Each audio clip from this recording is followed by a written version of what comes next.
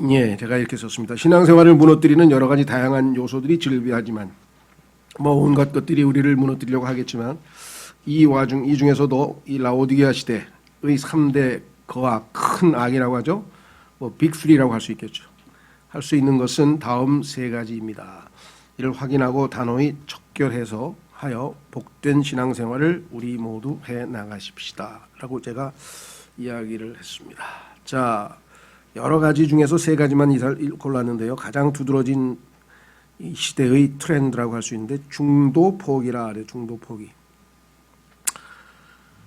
이 세상 사람들이 중간에 끈기가 떨어져서 중간에 직장도 쉽게 그만두고 하던 일도 쉽게 포기하고 이런 것들은 우리가 일일이 지적할 필요는 없고, 우리에게 중요한 것은 일단 신앙생활이죠. 신앙생활을 중도에 포기한 이야기가 성경에도 몇 군데 나오고요. 실제적으로 주변에 보면 그런 것이 많이 있습니다. 그래서 여기 본문에 보시면 사도행전 14장 22절에 보시면 찾지는 않겠습니다만은 사도 바울이 복음을 전했을 때 구원시킨 사람들이 신앙생활을 지속하고 있는지를 확인하고 격려하고 독려하기 위해서 복음을 전했던 옛 지역, 복음을 처음에 전했던 지역을 다시 되돌아가서 그들에게 믿음에 계속해서 머물러 있으라고 이렇게 권면하고 있는 내용이 사도행전 14장 22절에 나오는 걸 보면 당시에도 믿음을 쉽게 포기한 사람들이 꽤 있었던 것 같아요. 그래서 거기 찾지 않겠습니다. 제가 찾는 성경만 찾겠습니다. 오늘 성경 구절이 많이 있기 때문에 벌써부터 이거 다 찾으면 오늘 설교 안 끝난다 그런 분이 계시는데 다 안 찾으시 걱정하지 마시고요. 필요한 것만 몇 개 찾겠습니다. 자, 사도행전 14장 13절에 나오는 내용은 복음을 전하기 위해서 팀을 짰는데 선교팀에 바울하고 바나바하고 마가라고 하는 요한, 그러니까 이름이 두 가지인데요. 이 헬라 이름하고 또 그 그리스 헬라 이름하고 유대 이름하고 두 가지가 있었는데, 하여간 우리는 마가복음의 기록자인 마가인데 요한이라고 하는 마가 또는 마가라고 하는 요한 이렇게 부릅니다. 이름이 두 가지죠. 베드로도 마찬가지죠. 자, 그래서 이 사람이 중도에 선교하다가 되돌아가 버린 사건이 기록되어 있습니다. 중도 포기하고 되돌아간 사건이 바로 여기에 나와 있고요. 그 다음에 요 구절은 찾겠습니다. 디모데후서 4장 10절, 유명한 구절이죠. 사도 바울이 마지막 자기의 유언서와 같은 마지막 책 디모데후서를 기록하면서 세상을 사랑해서 자기를 떠나버린 중도 포기한 신앙생활을 중도 포기해버린 사람의 이름을 하나 써놨는데 그 유명한 데마라고 하는 사람입니다. 디모데후서 4장 디모데후서 4장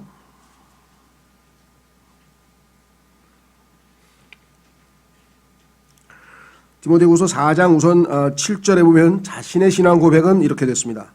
디모데후서 4장 7절에 자신의 일종의 유언이겠죠. 자, 내가 선한 싸움을 싸우고 나의 달려갈 길을 마치고 믿음을 지켰은즉 이후로는 나를 위하여 의의 관이 예비되어 있나니 주 곧 의로우신 심판자께서 그날에 그것을 내게 주실 것이요 내게만 아니라 그분의 나타나심을 사랑하는 모든 자들에게도 주시리라 하면서 여기에 두 번째 선한 싸움을 싸웠다 다음에 7절에 나의 달려갈 길을 마치고 finished, 끝마쳤다. 중도 포기 안 했다. finished, 마지막까지 갔다. 이렇게 되어 있죠. 예수 그리스도께서도 요한복음 17장에서 하나님께 마지막 이 땅에서의 사역을 보고 드리시면서 기도하실 때에 내가 아버지께서 나에게 주신 일들을 다 끝마쳤습니다. 다 마쳤습니다. 그리고 십자가에서 마지막에서 발언하실 때도 It is finished. 우리말로는 다 이루었다 이렇게 번역을 했는데 다 끝마쳤다라고 해야 좀 끝마쳤다는 의미가 좀 살겠죠.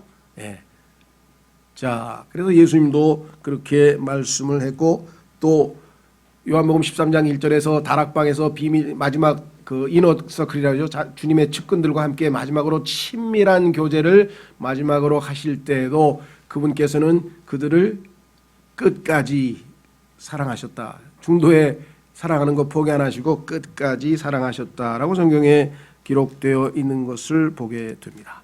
근데 우리 주변은 왜 이렇게 중도 포기하는 사람이 많을까요? 여러 가지 이유가 있겠죠. 여러 가지 이유가 있을 텐데 성경에 보니까 어떤 분은 와서 딱 그래요. 이제 그만하랍니다. 뭘 그만해요? 그러니까 신앙생활 그만두겠습니다. 왜 그러십니까? 그러니까 내가 지난 내 신앙생활을 한 10여 년 돌아보니까 구원받았을 때 잠깐 한 1년 기뻤나? 그러다가 신앙이 식기 시작하더니 도대체 회복이 안 됩니다. 죄 짓고 자백하고 용서받고, 조금 있다가 죄 짓고 자백하고 용서받고, 조금 있다가 죄 짓고 자백하고 용서받고, 조금 있다가 죄 짓고 자백하고 용서받고. 이게 지금 몇십 년도 넘게 이 짓을 하고 있는데 내가 신앙생활 하고 싶은 기분이 들겠습니까? 아, 솔직한 사람이에요. 그렇죠? 그래서 근데 나하고 똑같은데, 나도 똑같은데 나는 끝까지 해야 되겠는데요. 죽을 때까지, 주님 오실 때까지 이거 끝까지 가는 거예요. 왜? 우리 육체가 붙어 있으니까 내 안에 죄가 거하고 있는데 죄를 안 지을 수가 있겠습니까? 적게 지을 수는 있겠죠. 잘 성장하면 훨씬 적게 짓겠지만 주님 오실 때까지 죄하고 영원히 결별 못합니다. 주님이 오시면 죄와 영원히 결별한다고. 그때 이제 헤어지고, 지금은 몸 안에 계셔요, 죄가. 그러니까 그 사람하고 가능하면 사귀지 마시고 안에 계신 주님과 좀 사귀시고 그걸 배워가면서 승리하고 이겨내셔야지 중도에 포기한다고 되겠습니까? 의인은 7번 넘어져도 또 8번 일어난다 그랬는데 포기하시면 안 됩니다. 근데 형제님하고 저하고 똑같아요. 저도 형제님은 10년, 나는 20년째 그러고 있는데 뭘 그러세요? 예? 정도가 조금씩 다를 뿐이지 왜 그리스도인들이 이 상황에서 안 벗어나겠어요? 그러나 주님을 신뢰하고 소망 가운데 끝까지 가는 겁니다. 그렇죠? 어떤 사람들 중간에 어떤 영화는 중간에 보다가 재미가 없어서 나왔대. 그래서 실수하셨네요. 중간에 지루하고 재미없는 영화는 맨 끝이 꼭 재밌어요. 그래서 꼭 거기 디엔드를 보셔야 되는데 그걸 놓치셨네. 그렇죠? 대부분 재미없는 영화는 끝에 가서 뭔가 반전이 있단 말이죠. 근데 그 지루하다가 중간에 나와버려 돈만 버리시는 거지. 신앙생활도 마찬가지예요. 중도에서 광야에서 그냥 뺑뺑뺑뺑 사막만 돌다가 진짜 이제 요단강 건너가지고 그냥 적과 꿀이 흐르는 땅이 기다리고 있는데 거기서 탁 중도 포기해가지고 다 죽어버렸어요. 지루하고 재미없다고 그래가지고. 신앙생활도 마찬가지예요. 지루하고 재미없어요. 롯처럼 저쪽에 소돔이나 그쪽에 가면 그냥 막 클럽에서 땡땡땡 까고 밤에 그냥 밤새 불 켜고 뭐가 돌아가고 뭐 하는지 모르지만 아브라함처럼 산에 가면 별밖에 안 보인다니까요. 별 세고 나 하나, 별 하나, 나 하나, 별 하나, 별 하나, 나 죄 하나. 두 번째 죄 하나, 죄하고 별하고 한번 씻는지 하여간 모르지만은 때로는 엄청 지루한 게 신앙인데요. 이 과정을 거치고 성경에 보니까 잘 견디어내면 afterwards, 나중에 의의 화평의 열매를 맺느니라. 열매가 한참 있다 맺히지 그냥 봄에 씨 뿌려줬는데 금방 열매 맺히는 거 봤습니까? 신앙생활도 마찬가지예요. 시간이라고 하는 요소를 놓치면 하나님께서 왜 우리에게 시간을 주셨어요? 무르익고 성숙하고 뭔가 배우고 이 과정을 우리에게 주시기 위해인데 이거를 갖다가 그냥 무시해버리고 중도에 포기하면 안 됩니다. 그렇죠? 그래서 요한 웨슬리도 복음을 딱 전했어. 구원받았다고 막 할렐루야하고 난리가 났어. 갈라 그러니까 목사님 우리 저 침례 좀 주고 가세요. 그러니까 다음에 와서 줄게. 1년쯤 있다 왔어. 딱 보니까 절반은 없어져 버렸어. 그래서 그 남아있는 절반은 침례를 받고 나머지는 어디로 갔는지도 몰라. 뭐 그 사람들이 구원 안 받았다는 얘기는 아닙니다. 구원을 받았을 수도 있어요. 그런데 문제는 지속하지 않고 중도에 떨어져 나가는 사람들이 너무 많다는 거예요. 구원은 순간적으로 이루어지지만 성장은 지속 오래오래 걸린다는 사실을 가르쳐주지 않았거나 못 배웠거나 하여간 그런 일이 생긴 것이겠죠. 그렇죠? 예. 글쎄요. 하여간 저는 보니까 제 인생에 뭐 이런 것 저런 것 많이 배웠는데 그 중에서 끈기라 그럴까? 하여간 이것에 대해서는 우리 제 고등학교 선배 중에 홍수환이라는 선수가 있는데 권투 선수가 저기 남미 어딘가 가가지고 자메이카인지 어딘지 잘 모르는데 가가지고 하여간 4번을 다운당하는데요. 4번. 이야, 근데도 또 일어나네. 4번째 일어났죠. 그렇죠? 그러고 나서는 그냥 기회를 잡아가지고 오히려 그 다음엔가 해서 케어를 시켜가지고 막 아마 대한민국에 그 시절에 그거 본 사람은 아마 안 잊어버릴 것 같아요. 그렇죠? 이야, 저건 뭐 세계 권투사에 뭐 저런 게 있을 수 있을까 싶은데요. 그게 자랑스럽더라고요. 야, 이게 그렇게 얻어맞고도 끝까지 하겠다고 하는 그 자세. 두 번째는 제가 황영조 선수를 존경하는데 뭐 딴 걸 존경하는 게 아니라 신앙에 있어서 배울 게 있어서 그래요. 바르셀로나 올림픽 때 황영조 선수 뛸 때도 저도 거기 같이 있었어요. 우리 신근이 형하고 같이 92년도에 거기 있었는데 야, 막판에 그 몽주익 언덕이죠. 언덕길을 통과해서 마지막에 딱 꼬린 지점에 들어오더니 그냥 쫙 뻗었어요. 그냥 속된 말로 그냥 들어오자마자 뻗어버렸어요. 그래가지고 뭐 인터뷰도 못하고 안타까웠지. 태극기라도 들고 한 바퀴 돌아야 되는데 그렇잖아요. 야, 대한민국이 금메달 땄다고 해야 되는데 그것도 못해. 왜냐면 그냥 마지막 에너지 하나 남을 때까지 끝까지 달려가지고 그냥 쫙 뻗어버린 거예요. 그 순간에는. 한참 있다 일어났어요. 그게 존경스럽다. 야, 어떻게 저렇게까지 끝까지 인내를 할 수 있을까. 근데 이제 한참 잊어버리고 있었죠. 이제. 근데 어느 날 무심코 텔레비전에서 무슨 전국 체전인지 뭔지 아는데 마라톤을 뛰는데 누가 쩔뚝쩔뚝 걷고 있더라고. 방송에서 우연히 보다 아니 저기 황영조 아니야? 아니 저 선수가 왜 저렇게 쩔뚝쩔뚝 거는가 그랬더니 중간에 시합을 하는 도중에 부상이 발생해가지고 발바닥에 무슨 족저 무슨 근막염이 해가지고 이제 아프니까 못 뛰는 거예요. 그래서 그냥 쩔뚝쩔뚝 걸어가고 있어요. 근데 옆에 보니까 버스 이 트럭이 한 대 지나가 딱 보니까 거기에 참가 선수 중에 이 번호판 달고 트럭 타고 가는 사람들이 지나가더라고. 저 사람들은 또 뭐야 했더니 또 그 사람들도 포기한 사람이야. 그 중도에 포기하고 아예 늘어져서 주저앉은 사람은 트럭에 가면서 쓰레기 줍듯이 주워가지고 다 담아가지고 가요. 망신을 당하는 거지. 야, 근데 그 쩔뚝쩔뚝거리면서 골인 지점까지 끝까지 갔어요. 역시 다르더라고요. 그 자세잖아요. 자세 그렇죠? 뭐 꼴찌하면 어때? 난 올림픽에 출전했으니까 끝까지 뛰겠다. 아 신앙생활에서 엉망진창이면 어때? 제대로 신앙생활 못하고 열매도 못 맺고 한심스러우면 어때? 아 끝까지는 가야 될 거 아니에요. 물론 어떤 사람은 아 예수님은 우리의 믿음의 창시자요 완성자. 그때 완성자라고 할 때 finisher요. 아까 나왔던 finisher of our faith. 우리의 믿음의 author. 그죠? 창시자이면서 동시에 finisher. 그러니까 내가 안 뛰어도 결국은 그래요. 트럭 타고 갈 수 있어요. 꼬림 지점까지 트럭 타고 갈 수 있다고. 근데 얼마나 망신이냐고. 그래도 주님하고 그냥 쩔뚝거리면서라도 같이 주님 옆에 끼고 같이 멍에를 메고 주님과 함께 가는 게 낫지. 그렇죠? 예. 그래서 신앙생활에 있어서 중도 포기하는 것만큼 어리석은 것은 없다. 안타깝다는 거죠. 그래서 보니까 왜 이렇게 중도 포기를 하니까 대마 같은 경우야 뭐 세상을 사랑해서 중도 포기해버렸지만요. 예. 갈라디아서 보면은 지치고 기진하여 신앙생활에서 보니까 지치고 기진한다.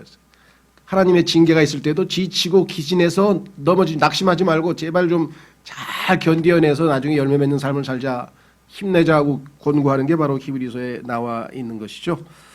자, 마가도 아마 젊은 사람이 선교하면서 너무나 지치고 힘들었던가 봐요. 그래서 중도에 포기했는데 감사한 것은 성경에 보니까 그 마가가 다시 회복되어져서 주님을 섬기고 있어서 사도 바울이 마지막 사도행전 아까 얘기했던 디모데후서 유언장에다가 마가를 좀 데려와라. 그 사람은 나에게 유익하다 하면서 마가의 회복된 모습이 성경에 기록되어 있어요.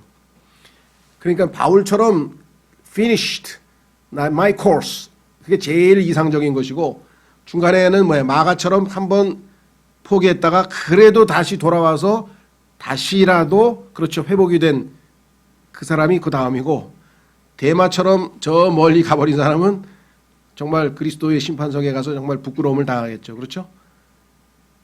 적어도 마가는 돼야 될 거 아니에요. 그렇죠? 바울처럼 그렇게 우리가 충직하고 100% 아니더라도 마가는 돼야 되겠다. 그래서 마가를 읽으면 너무 감사했어요. 야, 그래도 중도에 포기했다가 다시 돌아온 사람이 있구나. 저도 중도 포기했다가 돌아온 사람들 여러 만납니다. 제가 한 10년 그냥 개판 쳤어요. 다시 돌아왔어요.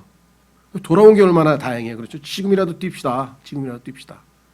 자, 그래서 신앙생활에 오늘날 쉽게 포기하는 것 이것이야말로 이 라오디게아 시대에 우리가 경계해야 될 것이다 라는 사실을 다시 한번 확인을 해보게 됩니다. 그렇죠? 예.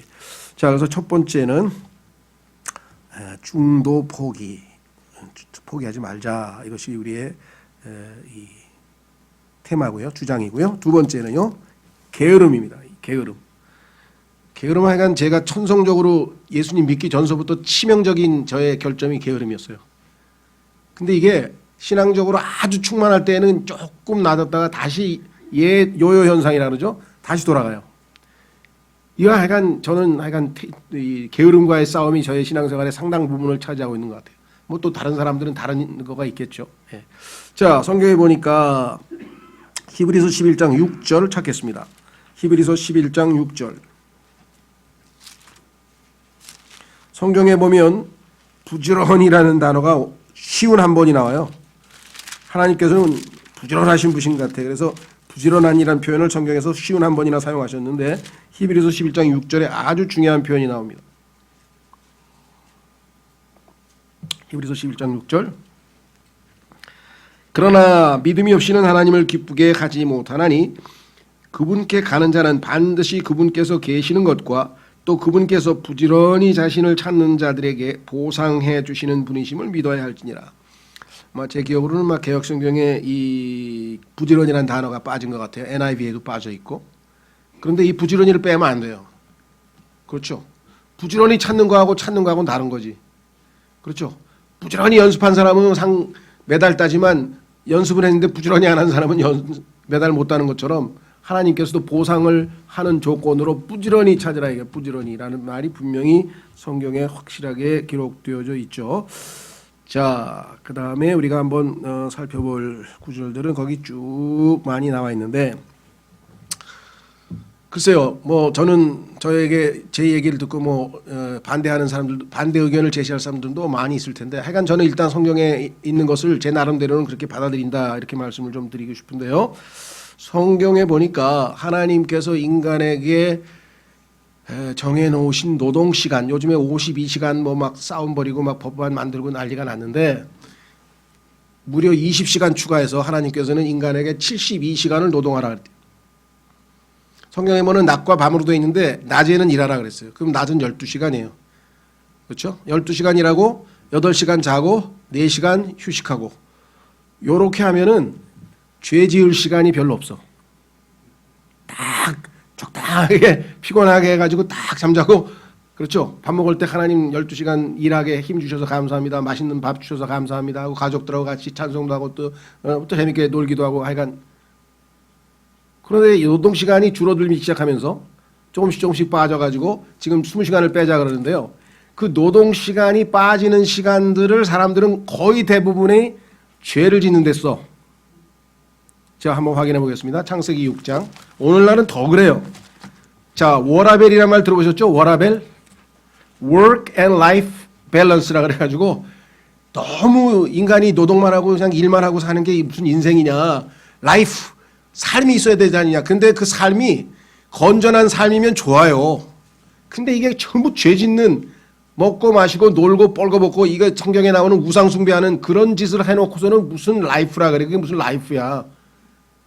성경에서 말씀하신 건전한 삶을 살면 정말 워라벨도 좋은데 하나님께서 정하신 워라벨은 12시간 일하고 4시간 휴식하고 8시간 자는 거야. 그게 밸런스야. 하나님 정하신 밸런스. 창세기 6장. 그런데 점점 일하는 시간을 줄이더니 한다는 것이 뭐냐. 전부 자기 육체를 즐겁게 하는 일만 하는 거예요. 그럼 죄밖에 더 짓겠습니까? 창세기 6장 5절. 자, 엄청난 타락이 일어나고 난 다음에 어떤 일이 벌어졌는지 창세기 6장 5절. 이때가 이제 노아의 시대에 해당되는데요. 예수님께서 이 시대하고 주님이 오시는 시대하고 비슷하다 그랬어요. 하나님께서 사람의 사악함이 땅에서 크고, 사악함이 점점 커집니다. 지금 또 그의 마음에서 생각하여 상상하는 모든 것이 항상 악할 뿐임을 보시고, 그러니까 하나님께서 적절하게 노동하고 이 악이 발현되는 것을 어느 정도 억제해 놨는데 이거를 빼내 가지고 막 악을 마음껏 발현하는 거야. 마음껏 발현하는 거야 그냥. 그러니까 이 세상이 점점 악해지고, 오죽하면 예수님께서 이 악하고 음란한 세대라고 왜 정의를 내리셨을까요? 지금 이렇게 사람들이 일 대신에 점점 자기를 즐기는 시간을 확보하다 보니까 이런 문제가 발생을 했다라고 하는 것을 우리가 성경에서 확인해 볼 수가 있습니다. 창세기 3장에서는 하나님께서 분명히 땀을 흘려서 먹고 산다. 고통 중에서 열심히 12시간 노동해야 겨우 먹고 살게 만들어놨는데 자꾸만 성경에 보니까요. 하나님 앞에서 인간이 한 짓 중에 inventions라고 하는 게 나와요. invention이라는 말은 발명이잖아요. 우리 성경에는 전도서나 또 성경 두 군데에서 창안물이라고 번역을 했는데 창안물. 하나님이 정해놓은 거를 무너뜨리기 위해서 하나님께서 땀 흘리라는데 땀 안 흘리는 방법을 창안하는 거예요. 자꾸 꾀를 내가지고 땀 안 흘리게 만드는, 고통 중에서 농사 열심히 지라 그랬더니 자꾸만 딴 걸 만들어가지고 몸을 점점 안 움직이는 쪽으로, 게으른 쪽으로 모든 것을 자꾸 발명해내더라고 성경에 기록되어져 있습니다. 자, 그래서 로마서 12장 11절 이건 찾겠습니다. 그리스도인에게, 헌신의 삶을 사는 그리스도인에게 요구하는 것 중에 하나가 뭐냐면 일하는데 게으르지 말라. 게으르지 말라. 로마서 12장 보면요, 로마서 12장 11절, 로마서 12장 11절. 비만은 많이 먹어서도 비만이지만요, 또 일을 안 하고 게으르면 또 비만해질 수도 있잖아요. 그렇죠? 네. 건강한 것도 좋지만 비만까지 가면 안 되겠죠. 자, 여기 보시면 뭐라고 되어 있느냐,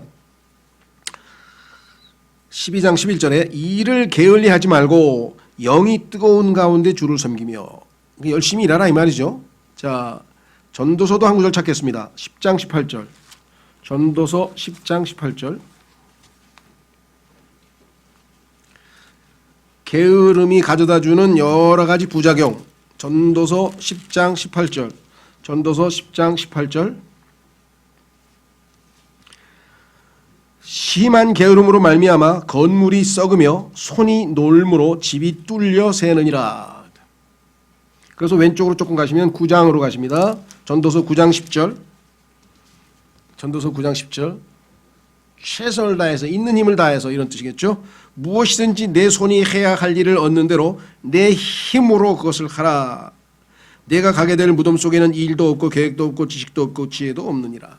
여기서 주님을 위해서 열심히 일할 수 있지, 주님 만나고 나서 나중에는 그와 같은 일을 할 기회가 없다라고 성경은 분명하게 말씀을 했고요. 자, 그래서 그 옆에 있는 성경 구절은 찾지 않겠습니다. 마가복음 14장 8절에 보면 예수님께서 그 여인은 자기가 할 수 있는 최선의 것을 했다. 그러니까 최대한 열심히 부지런히 다 했다.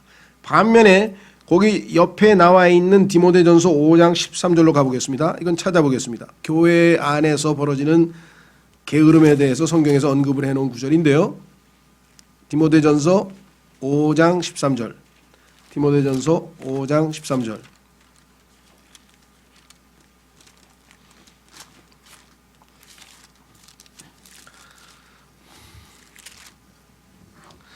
디모데전서 5장 13절. 디모데전서 5장에 보면은 이제 교회에 연로한 남자부터 시작해서 젊은 청년에 이르기까지 각자 어떠한 자세로 신앙생활을 해야 되는지를 차근차근 설명해 가는 가운데 그 중에서 가장 게으름에 취약한 사람들에 대해서 언급을 해 놓았습니다. 그것이 바로 디모데전서 5장 13절인데 11절부터 보겠습니다. 11절. 그러나 젊은 과부들은 거절하라. 그들은 그리스도를 대적하여 방탕하기 시작할 때 결혼하리라. 그들은 자기들의 처음 믿음을 내버렸으므로 정죄를 받느니라. 또한 그들은 게으르게 지내는 것을 배워 집에서 집으로 돌아다니고 게으를 뿐 아니라 수다쟁이와 참견하기 좋아하는 자가 되어 자기들이 마땅히 말하지 말아야 할 것들을 말하니, 그러므로 나는 젊은 여자들이 결혼해서 자녀를 낳고 가정을 꾸리며 비방할 기회를 대적에게 전혀 주지 말기를 원하노라. 자매님이 들으면 야, 이거 별로 안 좋다 생각하실지 모르겠지만, 그 자녀들 한 2명 키우는 사람 보면은 어디 가서 딴 일 할 여유가 없죠. 얼마나 그 힘듭니까? 그렇죠? 지치고 힘들고 그 아이 돌보는 일이. 그러다 보니까 여기 나와 있는 것처럼 그 마귀가 틈을 탈 기회가 없어요. 그런데 아침에 누구 말 맞다나 택시 운전하는 아저씨들이 밤낮 지금 뭐 시도 때도 없어요. 그냥 우먼카가 쇼핑하러 나와요. 그래서 뭐 항상 막혀요. 항상. 지금은 이제 러시아워 지났는데요. 그랬더니 항상 막혀요. 우먼카가 나와요. 막 이러더라고요. 무슨 소린가 그랬더니 쇼핑 다닌다는 거죠. 예, 쇼핑 다니고 차 마시러 다니고 뭐 이러고 저러고 그런 사람들이 지금 막 떼거지로 있다 보니까 일해야 될 시간에 일 안 하고 이런 문제들이 생겼는데, 특히 여기서는 지금 교회 생활을 다루고 있는 교회 생활 서신인데 교회 안에서도 이와 같은 일들이 엄청나게 많이 일어나고 있습니다. 그렇죠? 예. 잠언 31장에 보면은 그 하나님이 보시기에 virtuous, 그렇죠? 덕스러운 여인은 얼마나 바쁘게 지내는지 몰라요. 예. 그래서 정말 리브가도 그 물 길러오는 솜씨 보십시오. 그냥 낙타를 위해서도 내가 길러오겠습니다. 그냥 물을 그냥 얼마나 열심히 길러다가 그렇죠. 그래서 하여간 그 이 게으름이 얼마나 신앙 이 교회적인 전체적인 분위기에서도 굉장히 아주 치명적인 나쁜 요소이기 때문에 성경에서 강조해서 기록해 놓은 것을 우리가 확인해 볼 수가 있습니다. 자, 두 구절 더 찾겠습니다. 누가복음 15장 8절에 보면은요. 누가복음 15장 8절에 보면은 성령님께서 세 구절 찾아야 되네. 누가복음 15장 8절에 보면은 성령님께서 잃어버린 사람들, 즉 구원받을 사람들을 찾으러 다니시는데 부지런히 찾는다고 써 있어요. 성령님의 성품도 부지런하네. 누가복음 15장 8절에 어떤 여자에게 드라크마 10개가 있는데 그녀가 한 개를 잃어버리면 등잔불을 켜고 집을 쓸며 그것을 찾을 때까지 부지런히 찾지 아니하겠느냐. 그렇죠. 여기 보시면 성령님의 역사가 나오고 그 다음에 그 탕자에는 아버지 하나님이 나오고 그렇죠. 예, 그 다음에 뒤에 또 아들 예수 그리스도께서 역사하시는 내용이 나와서 아버지 아들 성령님께서 어떻게 구원받은 자들을 찾으시는가. 잃어버린 양 얘기가 3절에 나와서 있잖아요.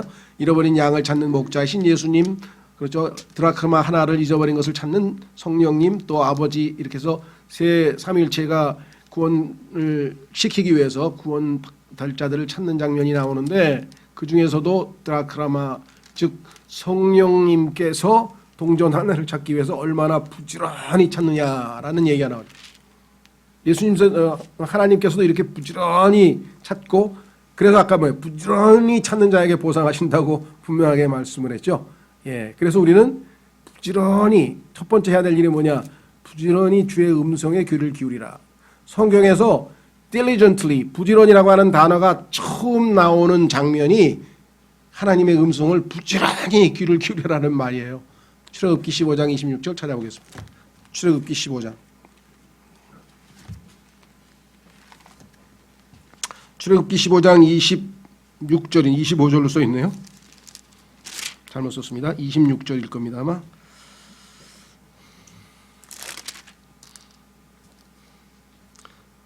예.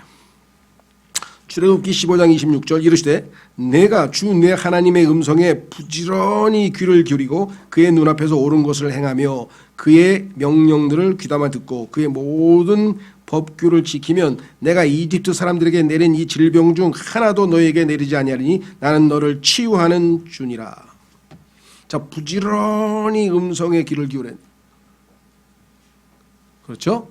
자, 한 구절만 더 찾습니다. 이거는 이제 베드로후서 1장 10절에 여러분과 제가 그리스도인으로서 행해야 될 일 중에 하나입니다. 그리스도인은 구원받았다. 예수 그리스도의 믿음을 선물로 받았다. 그러니까 나는 하늘나라 간다. 그러니까 됐다가 아니고 부지런히 믿음의 덕의 지식의 인내를 더하고 할 때 부지런히 해야 된다. 부지런히. 그래서 마지막 charity, 자신의 생명을 내어줄 수 있는 희생적 사랑에 이를 때까지 우리의 성품을 그렇게 키워나가야 된다. 베드로후서 1장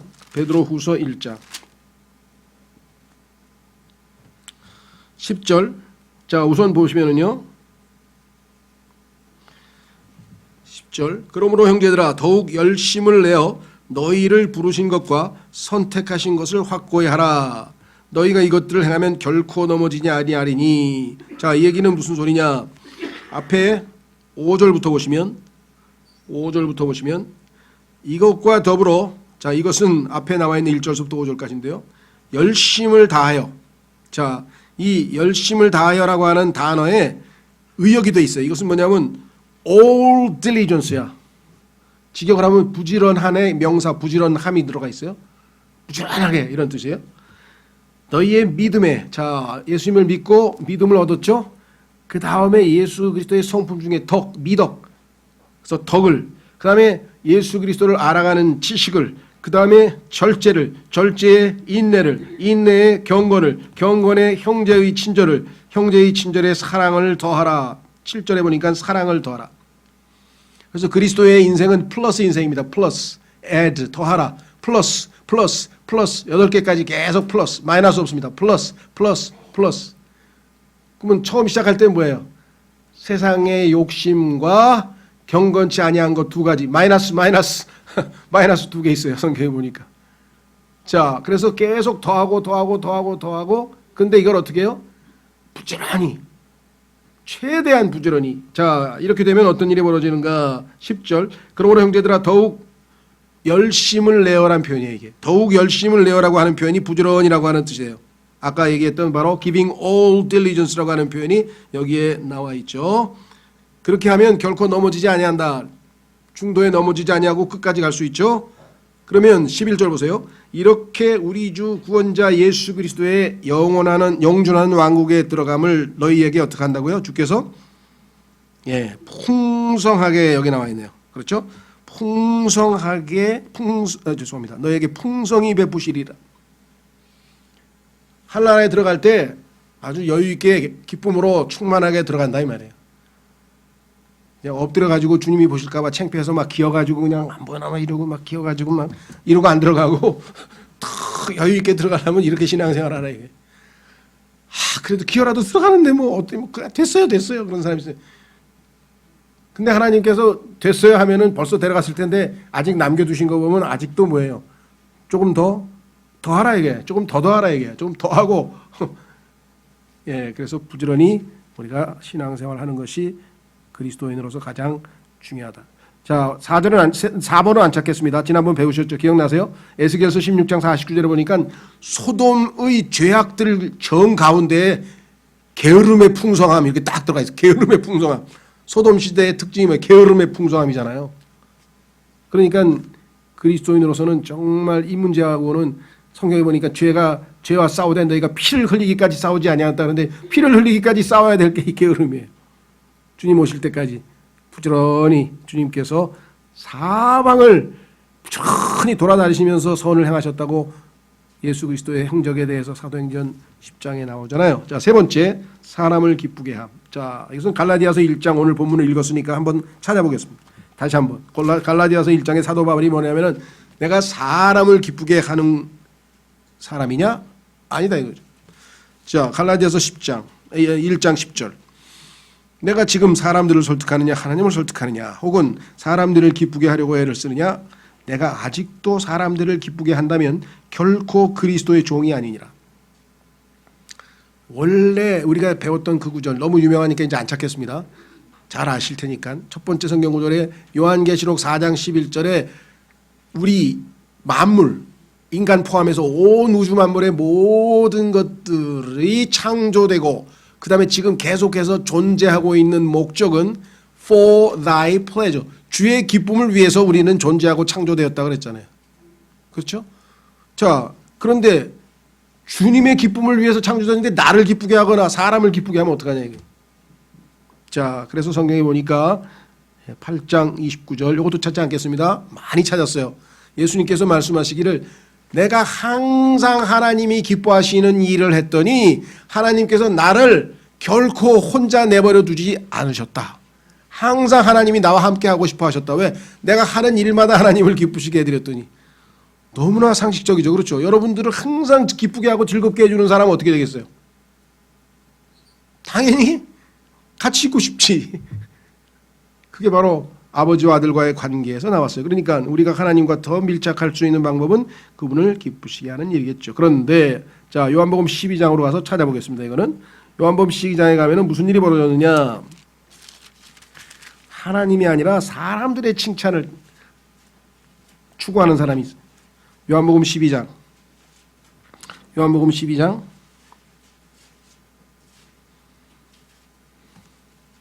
42절 43절 43절인데 42절로 되어 있네. 죄송합니다. 42절 43절입니다. 그럼에도 불구하고 우두머리 치리자들 가운데에서도 많은 사람들이 그분을 믿되 바리새인들로 인해 회당에서 쫓겨날까 염려하여 그분을 시인하지 못하였으니 이는 그들이 사람들의 칭찬을 하나님의 칭찬보다 더 사랑하였기 때문이더라. 하나님보다 사람의 눈치를 더 보고 이렇게 사는 것이 얼마나 잘못됐는지를 보여주는데요. 그리스도인들은 그래서는 안 되겠죠. 그렇죠? 근데 오늘날도 너무나 사람들을 의식하면서 신앙생활하는 경우가 너무나 많더라는 거죠. 그 히브리서 11장 5절은 찾지 않겠습니다. 여러분 그 유명한 에녹입니다. 에녹이라고 하는 사람이 이 땅에서 365년을 살 때 마지막 365년째 하나님께서 데려가셨는데 그때까지 그는 하나님을 기쁘시게 했다는 증거를 가지고 있더라. 그 사람의 삶의 방식이 그렇죠. 65세에 갑자기 이제 회심해가지고 300년 동안을 하나님과 함께 걸으면서 하나님을 기쁘시게 했다는 증거를 갖고 있던 사람이라고 에녹에 대해서 얘기했어요. 그러니까 에녹은 정말 하나님이 지으신 바 그 목적대로 제대로 산 거죠. 그건 제대로 살았어요. 그렇죠? 네. 자, 그래서 우리는 이 사람을 기쁘게 하느냐 하나님을 기쁘게 하느냐. 아까 그 사람들의 눈치 때문에 이렇게 했던 바리새인도 나왔지만 성경에 보면 헤롯이라는 사람도 그렇죠. 사람의 눈치 때문에 결국은 침례인 요한의 목을 베었잖아요. 사람 눈치 보느라고 사람 두려워서. 그다음에 사울도 마찬가지 백성들 눈치 보느라고 하나님의 법을 어겨버린 대표적인 인물이죠. 헤롯과 사울. 하나님보다 사람을 더 중시했던 인물 중에 성경에서 대표적인 사람이 바로 이 헤롯과 사울이라고 하는 사람이죠. 자, 그다음에 그래서 우리는 뭐라고 얘기를 했느냐. 데살로니가전서 2장 4절로 가겠습니다. 요수의 구절을 한번 찾아보겠습니다. 데살로니가전서 2장 4절.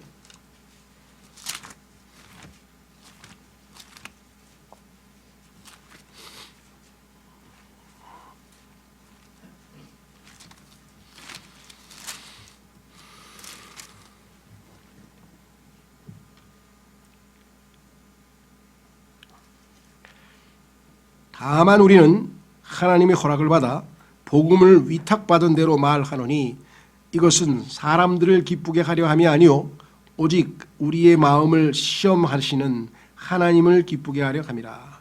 복음을 전하는 목적도 하나님을 기쁘시게 하는 것이다 라고 얘기를 했고요. 그 다음에 로마서 15장 3절로 가시면 예수님께서는 자신을 기쁘시게 하지 아니하는 그러한 본을 보이셨다. 확인해 보겠습니다. 로마서 15장 3절.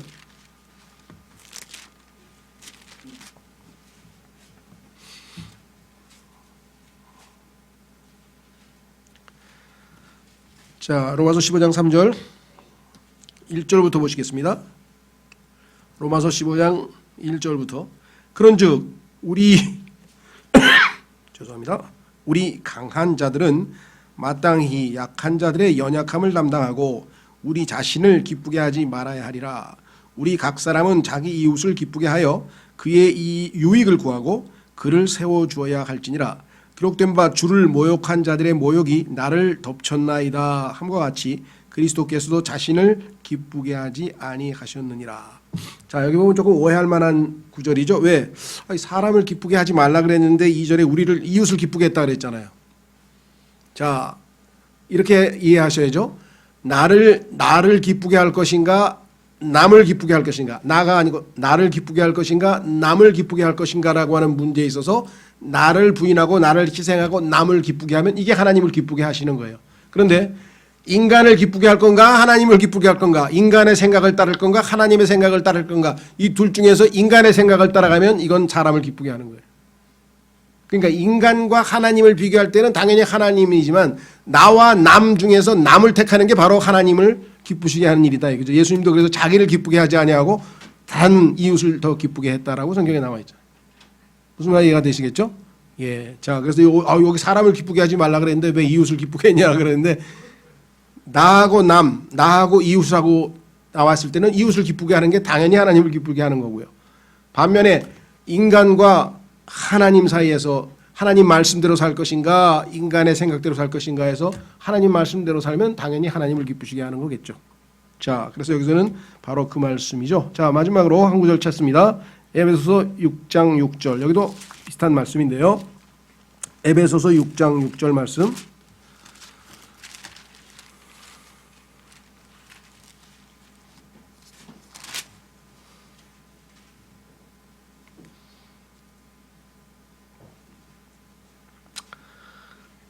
그리스도인의 사회생활 또는 직장생활에 있어서 과거에도 이 뭐랄까요, 건축 현장에서도 자주 그런 일이 벌어집니다만은 일을 천천히 느긋하게 하다가 감독관이 한번 쭉 돌아오면 갑자기 열심히 하는 거예요. 근데 감독관이 가면 슬슬 하는 거예요. 그렇죠? 예, 이게 다 뭐예요? 그 정말 사람 눈치 보는 거죠. 그러니까 뭐 자기가 맡은 책무를 그렇다고 해서 그냥 뭐 몸이 부서져라고 이렇게 열심히 하는 게 아니라 일정량의 생산성이라는 게 있잖아요. 한 시간에 열심히 일하면 한 뭐 예를 들면 10개를 만들어낼 수 있다. 더 열심히 하면 한 15개 만든다. 천천히 하면 5개 만든다 했을 때는 중간쯤에 10개 만드는 식으로 지속적으로 꾸준히 열심히 하면 되는데, 그게 아니고 또 보고 있다가 갑자기 그냥 막 열심히 해서 15개 만드는 척하고 있다가 감독관이 쓱 빠지게 되면 다시 또 서서히 느려져 가지고 5개 만들고, 이렇게 하면 안 된다. 사람 눈치를 보면 안 된다. 그렇죠? 하나님 앞에서 정직하게 하면 돼요. 남들이 뭐라고 하든 간에. 그렇죠? 자, 5절. 예, 종들아 육체에 따라 너희의 주인된 자들에게 두려워하고 떨며 단일한 마음으로 순종하기를 그리스도께 하듯 하라. 오늘날 노동자 단체들이 들으면 아마 기절할 것 같아요. 그렇죠? 근데 이게 하나님이 정하신 원칙이에요. 써 있잖아요. 종들아 육체에 따라 너희의 주인된 자들에게 두려워하고 떨며 단일한 마음으로 순종하기를 그리스도께 하더라. 그렇죠?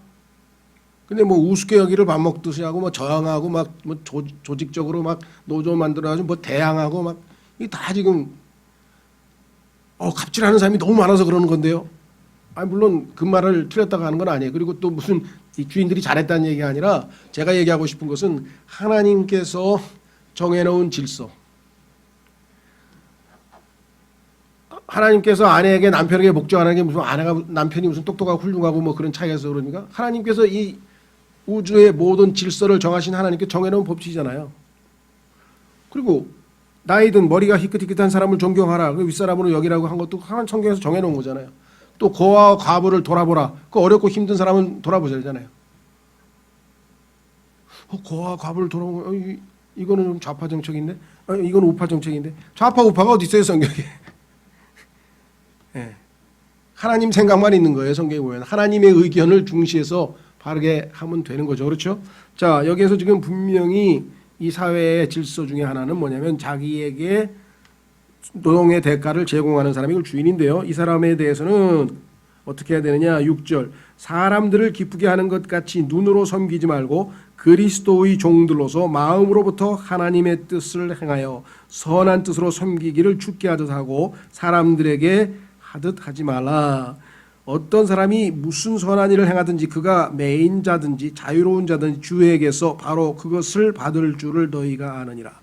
그러니까 내가 열심히 일해서 봉사해서 일을 해서 노동해가지고 받은 그 보상은 사실은 하나님께서 주시는 것이다.